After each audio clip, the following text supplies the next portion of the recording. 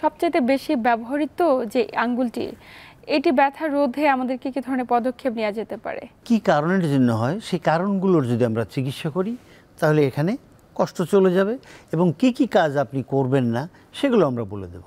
এই কাজ করলে আপনার কষ্ট বেড়ে যাবে, সুতরাং এটা করবেন না। তাহলে প্রথমে আমরা চলে যাই, এখানে অনেক চাপ দিলাম, ব্যথা নেই, কিন্তু রোগী বলে আমার এই আঙ্গুলে খুব ব্যথা হয়, ঝিনঝিন করে, শিনশিন করে। আচ্ছা আচ্ছা। এর ঝিনঝিন শিনশিনের কারণ হলো তখন it's coming from the neck. Neck থেকে যে নার্ভটা আসছে এখানে, এই নার্ভের এখানে, নেকের এখানে কম্প্রেশন আছে। তাহলে আমরা এখন জেনে নেব যে আঙ্গুলে কোন নার্ভ সাপ্লাই হয়। যেমন 1 2 3 4 5 এখানে যে থাকে, এখানে কোনোটাই না হাতের এই আঙ্গুলে আসে না। আচ্ছা আচ্ছা। 6 7 8 আসতে পারে। তাহলে আমরা এখানে 6 7 8 কোন হাত? ডান হাত। তাহলে আমরা 6 7 8 আমরা অ্যাসেসমেন্ট করে ফেলব। আমরা 6 7 রুগীকে আমরা দুইভাবে করতে পারি, বসায়ও করতে পারি, ওনাকে শোয়ায়ও করতে পারি। আমি দুটোতেই করি, বাট ভালো বোধ করি উনি যদি শুয়ে করেন। তো শুয়ে করলে আমরা কি করতে পারি? উপর হয়ে শুবেন। আমাদের কাছে একটা বেড আছে, যখন উনি উপর হয়ে শোন তখন ওখানে মুখটা একটু ভিতরে ঢুকে যায়, এরকম কাটা আছে। উপর হয়ে শুলো, মুখটা ওখানে ঢুকে গেল, খুব সুন্দর পজিশন। এখন আমি উপর থেকে একটা একটা একটা একটা করে দেখতে দেখতে নিচের দিকে আসলাম, চাপ দিয়ে দুই পাশে। কোন দিকে? ডান দিকে। তা আমি যখন ডান দিকের 6 সাথে চাপ দিচ্ছি, রুগী বলে ব্যথা ব্যথা ব্যথা, কষ্ট। আচ্ছা আচ্ছা। ফাইন। আমরা ওখানে আস্তে আস্তে মোবিলাইজ করলাম, হোল্ড করে ধরে রাখলাম, মোবিলাইজ করলাম। এরপরে আমরা ওখানে আর কিছু না করে রুগীকে উঠালাম, উঠে চেয়ারে বসালাম। বসিয়ে কোন লেভেল? 6 7। আমি 6 7-এ হোল্ড করে নেকড়ে অপোজিট সাইডে মুভ করে দিলাম। রুগী ব্যথা আছে? বলে হ্যাঁ, আগের যে ঝিমঝিম ছিল এখনও আছে, তবে কিছুটা ভালো লাগে। আচ্ছা আচ্ছা। তাহলে আমরা পেয়ে গেলাম, ডিরেকশন পেয়ে গেলাম, ইজ কামিং ফ্রম দ্য নেক। তাহলে যে চিকিৎসাটা আমরা করছিলাম, এই চিকিৎসাটা আমরা বারবার চলুন করি, অ্যান্ড এটার একটু স্ট্রেসিং করি। আশা করি এটা চলে যাবে ইনশাল্লাহ, বা আমাদের চেম্বারে যারা আসে তাদের এভাবে চলে গেছে, এই লোকেরও চলে যাবে। এখন আমরা চলে আসি, এই লোকের এই এখানে থামবে ব্যথা, কিন্তু এখানে চাপ দিলে ব্যথা পায়। এখানে আমরা বলি ট্রিগার থাম হয়। ও অনেক ব্যথা, অনেক ব্যথা, এই যে উঁচু আছে না, এই উঁচু জায়গায় আমার ব্যথা হচ্ছে। তাহলে ট্রিগার থামের জন্য আমরা একটা ফিজিওথেরাপির একটা বহুল ব্যবহৃত একটা ইকুইপমেন্ট আছে, আল্ট্রাসাউন্ড। আমরা ওখানে আল্ট্রাসাউন্ড থেরাপি দিই।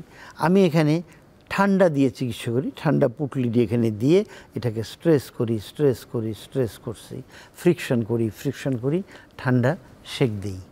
দেখা যাবে যে কিছুদিন পরে, বেশ কিছু সেশন করার পরে তার ওখানে কষ্ট নাই বললেই চলে। বাট একটু সময় দিতে হবে এর জন্যে। আমার কাছে বারবার আসতে হবে, আমি যেভাবে চিকিৎসা করি এটা আপনাকে করতে হবে। তাহলে ট্রিগার থাম যদি থাকে এটা চলে যায়। এছাড়া আর একটা আছে, রোগী বলে আমি এরকম এই যে আমি কাউন্ট করতে যাব, হয় না, এই মাথা লাগে না। এখানে দুইটা মাংস আছে, একটা এক্সটেনশন করে, একটা অ্যাবডাকশন করে। Extensor pollicis brevis, extensor pollicis longus. এরা অ্যাবডাক্টর পলিসিস আছে। এরা আপনার কি করে? এরা সিক হয়, এইখান থেকে বের হয়ে এইখানে এসে লাগে। এরা সিক হয়, একটা একটু ছোটো মাংস, একটা একটু বড় মাংস। এখন ওইটাকে যদি আমরা ডিপ ফ্রিকশন করে দেই, স্ট্রেসিং করে দেই, স্ট্রেংথেনিং করে দেই, এখানে যদি আমরা আল্ট্রাসাউন্ড ব্যবহার করি, অল্প দিনের কষ্ট হলে ঠান্ডা শেক, বেশি দিনের কষ্ট হলে একটু ওয়ার্ম কম্প্রেশন, গরম শেক দিয়ে দেই। এবং মনে রাখতে হবে, অনেক রুগীরা বলে আমাদেরকে, স্যার শেক তো অনেক দিলাম কিন্তু কোনো ভালো হয় না। আমরা কোনো একটা প্রোগ্রামে আপনার সঙ্গে কথা হচ্ছিল, এরকম কি কথা হচ্ছিল,